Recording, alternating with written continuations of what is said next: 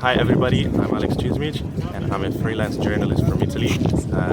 I'm dealing with African football since 2019 and I'm the author of Curata Willa, which is the first and only Italian-speaking newsletter on African football. Okay, so why what's the attraction to the AFCON tournament for you? This should be your third AFCON tournament? This is my third AFCON on the ground. I was in Egypt in 2019 and in Cameroon in 2022. I was the only Italian who covered the whole tournament in the previous two editions and will probably be the only one this time as well. And what drives me is, let's say that in Italy, we tend to talk about Africa when something bad happens. So my goal is to tell the real Africa, the real African countries through football. So football is my starting point to tell about what's happening in society, in politics and culture. Yeah, when you look at the standard of African football, would you say we are getting better, or what is your assessment of African football generally? I think that it's pretty evident that something is changing, that there is a rise concerning different nations and different national teams. Unfortunately, this doesn't concern local football. There are many factors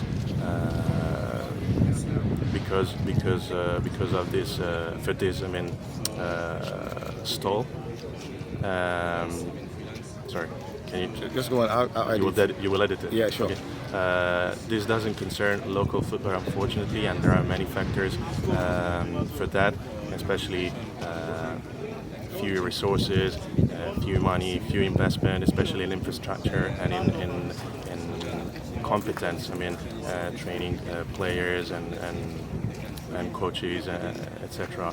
But the last edition of the World Cup showed that Africa is full of talent, and that Africa is full of talented coaches as well, who can get the most out of their players.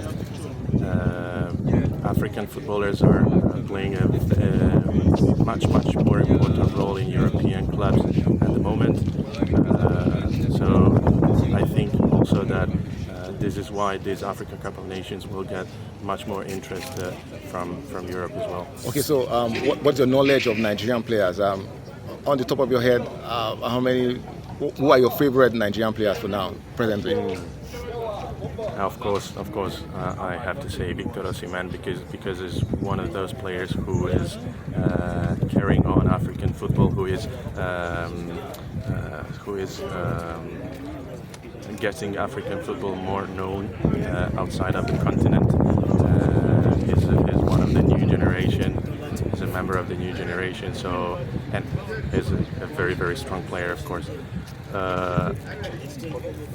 My knowledge about the Nigerian footballers is good, of course. Three of them play in Italy in the Serie A.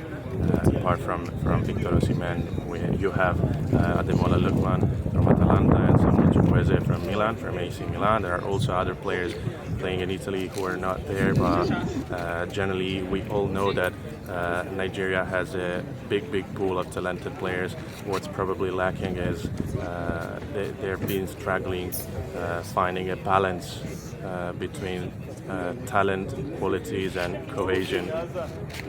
And yeah. Yeah, finally, your prediction for the AFCON. You followed African football well. So who do you think is going to win, and why do you think they will be the champions? I think the favorites are Morocco, of course, because they broke the wall and reached the semi-final at the last edition of the World Cup. But let's be aware that they've been playing very few competitive matches in 2023, and I think they will have to set up a strong mentality. They don't have to think they're favorites just because they reached the semi-final of the World Cup, because AFCON is a totally different story. Of course, we have Senegal, who are the reigning champions.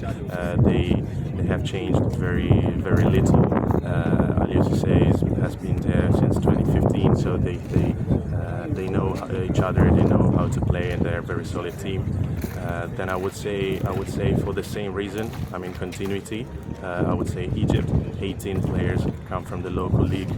Many of them play in the same team, Al Ahly from Cairo.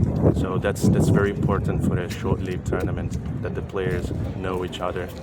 And of course, Ivory Coast. They are the host nation, and we all know how much that's still important in Africa. I would love to say Nigeria as well, but as I said a bit earlier, I think there is a lack of balance between basically a lack of balance between the. Yeah,